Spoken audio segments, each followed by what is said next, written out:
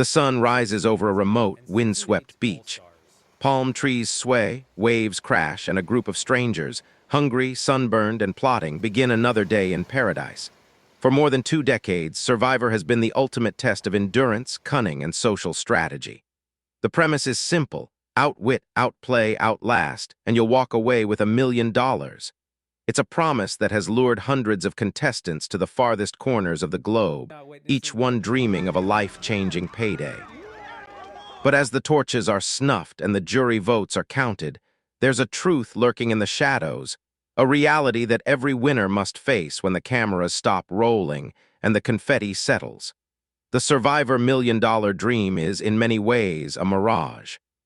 The taxman always wins, and the fine print is where the real game begins. Let's rewind to the beginning. The year is 2000. Reality television is about to change forever. Mark Burnett's Survivor debuts on CBS, dropping 16 Americans onto the rugged beaches of Borneo. The concept is radical. Contestants must survive with minimal supplies, form alliances, and vote each other off until only one remains. The grand prize? A cool $1 million. Richard Hatch, a corporate trainer from Rhode Island, emerges as the show's first winner, forever etching his name in pop culture history.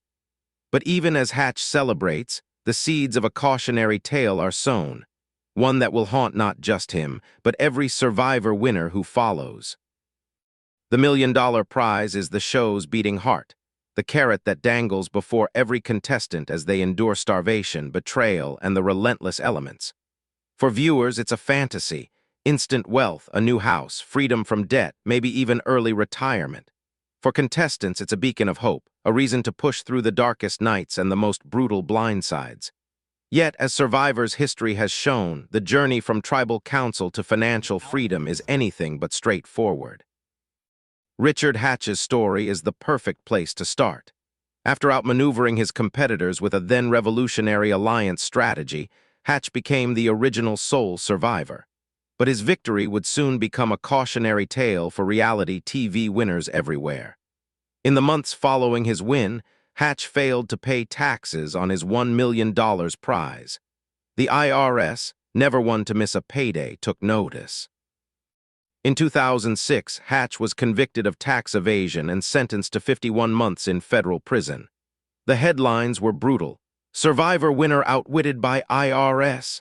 Hatch's defense, that CBS was supposed to pay the taxes on his behalf, didn't hold up in court.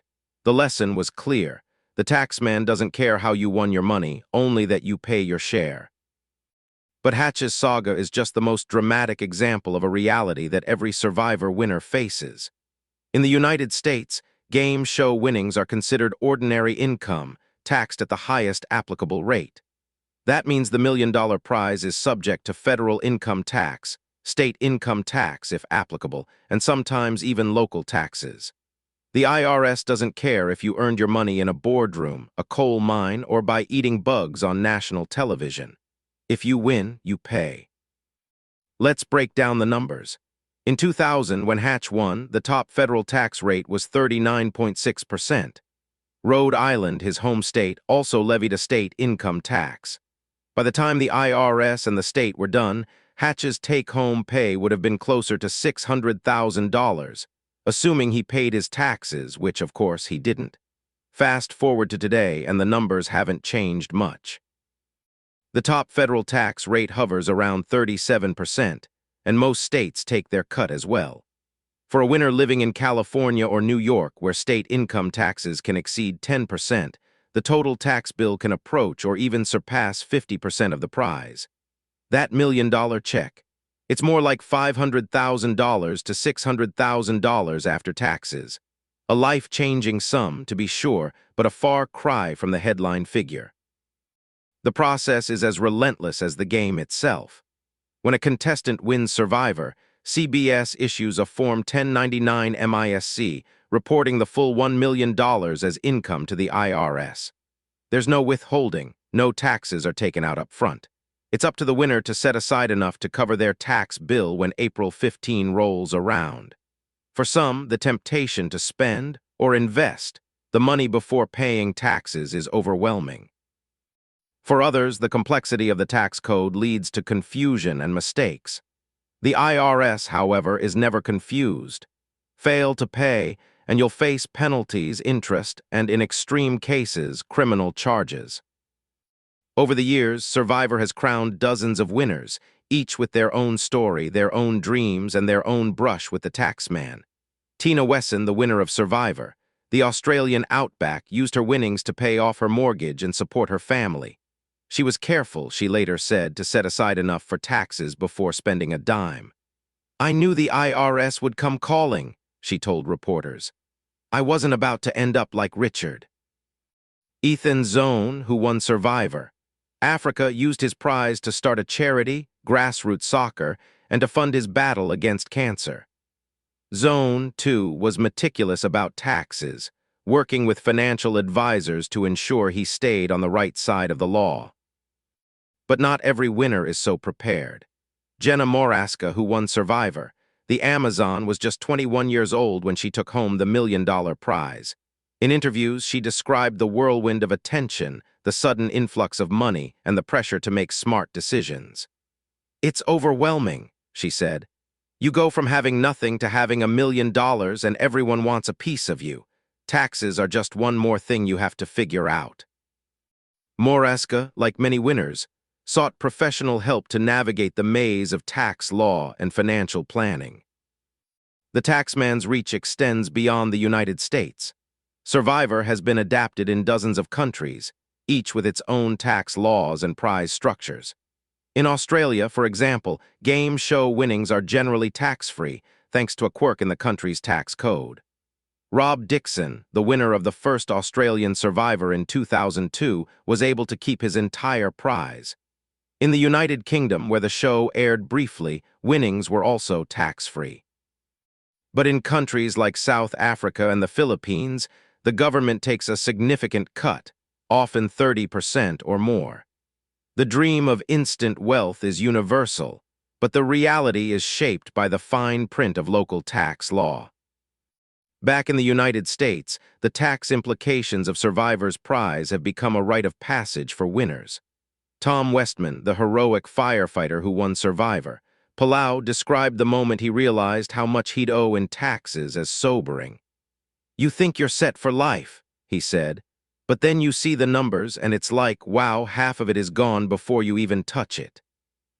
Westman, like many winners, used his prize to pay off debt and invest for the future, but he was quick to warn future contestants. Don't spend it all in one place, and definitely don't forget about taxes. The mechanics of Survivor's payout are straightforward. The winner receives a lump sum, typically within a few months of the finale airing. There's no annuity, no installment plan, just a check for $1 million minus any advances or loans the contestant may have taken during the show's production. The IRS, however, is not so forgiving. The entire amount is taxed as income in the year it's received, regardless of how quickly or slowly the winner spends it. For some, this creates a cash flow crunch, especially if they've already spent a significant portion of the prize before tax day arrives. The impact of taxes on Survivor winners is more than just financial. It shapes the way contestants play the game, the way they plan for the future, and the way they tell their stories after the cameras stop rolling. For some, the tax bill is a wake-up call, a reminder that even the biggest dreams come with strings attached. For others, it's a source of frustration, a feeling that the system is rigged against ordinary people who dare to reach for something more. Consider the case of Todd Herzog, the charismatic winner of Survivor, China. Herzog, just 22 at the time, was thrust into the spotlight, his every move scrutinized by fans and the media. The money, he later said, was both a blessing and a curse. "You think $1 million will solve all your problems," he told reporters, "but it just creates new ones. Taxes, investments, people asking for money, it's a lot to handle."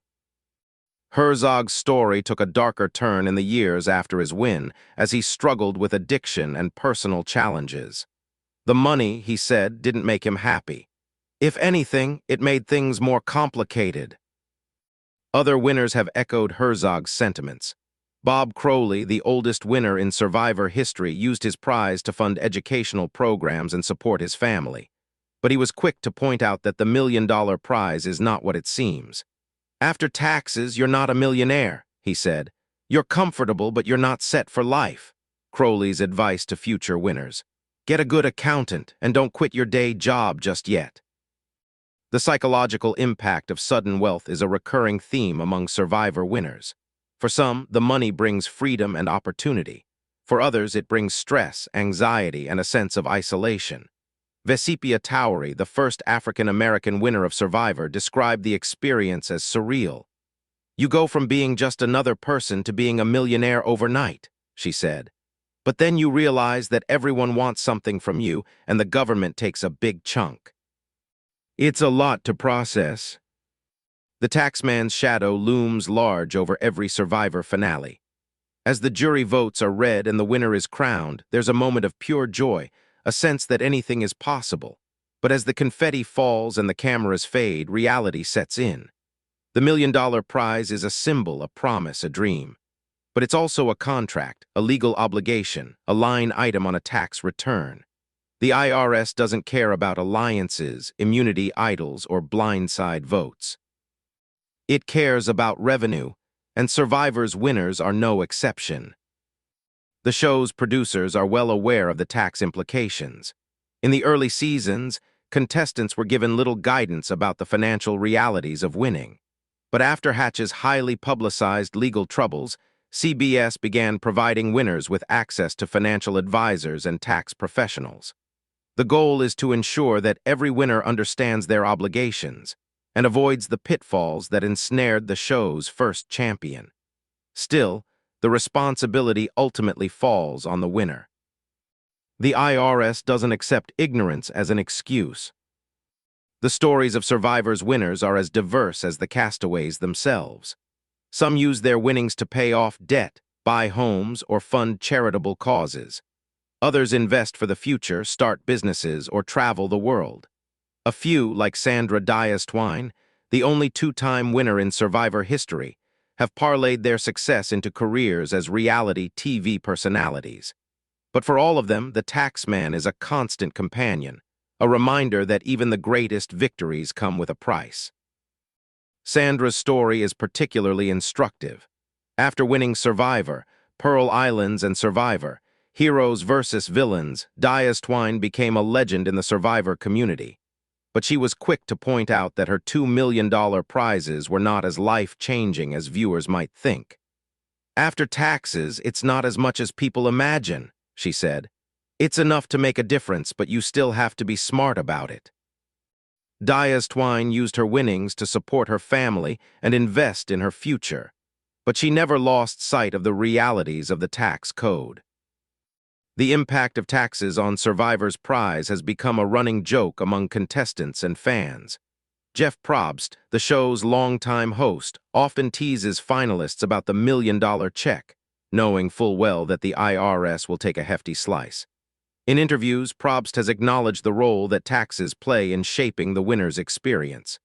"It's part of the game," he said. "You win $1 million, but you have to pay your share. That's life." The taxman's reach extends beyond the winner. Runner-ups and third-place finishers also receive cash prizes, typically $100,000 and $85,000, respectively, subject to the same tax rules. Even early boots receive a stipend for their participation, though the amounts are much smaller. Every contestant who receives money from CBS must report it as income, and the IRS is always watching. The mechanics of Survivor's tax obligations are straightforward, but the consequences of ignoring them can be severe. In addition to Richard Hatch, other reality TV winners have faced legal trouble for failing to pay taxes on their winnings. In 2012, Russell Hantz, a three-time Survivor contestant and notorious villain, was investigated by the IRS for failing to report income from his appearances on the show. Hantz ultimately avoided prosecution, but the case served as a reminder that the taxman is always watching. The lessons of Survivor's $1 million prize extend far beyond the game itself. They speak to the broader realities of sudden wealth, the complexities of the tax code, and the challenges of managing newfound fame and fortune. For every winner who navigates the fine print successfully, there are others who struggle, who make mistakes, who learn the hard way that the taxman always wins. The stories of survivors' winners are a microcosm of the American dream, the promise of instant wealth, the reality of hard work, and the inevitability of taxes. The show's enduring appeal lies in its ability to tap into our deepest fantasies. The idea that anyone, regardless of background or circumstance, can change their life with a single bold move. But the fine print is real, and it's a reminder that even the biggest dreams come with strings attached. As Survivor enters its third decade, the $1 million prize remains a symbol of possibility, a beacon for dreamers everywhere. But for those who outwit, outplay, and outlast, the journey doesn't end at tribal council. It continues in accountants' offices, on tax forms, and in the quiet moments when the reality of sudden wealth sinks in. The taxman is always waiting, always watching, always ready to claim his share. For viewers, the spectacle of Survivor is irresistible. The alliances, the betrayals, the epic blindsides, and the triumphant final vote. But for the winners, the real game begins after the cameras stop rolling. It's a game of financial planning, tax strategy, and careful decision-making. The $1 million check is just the beginning. The tax bill is the final twist. So the next time you watch a contestant clutch the final immunity necklace, outlast the last tribal council, and hear Jeff Probst say, "The winner of Survivor," remember, the dream is real, but so is the fine print. The journey from the island to the bank is filled with twists and turns, and the true prize may be something more complicated and more meaningful than a simple seven-figure check. The lights may fade, the music may stop, but the story goes on, one tax return at a time.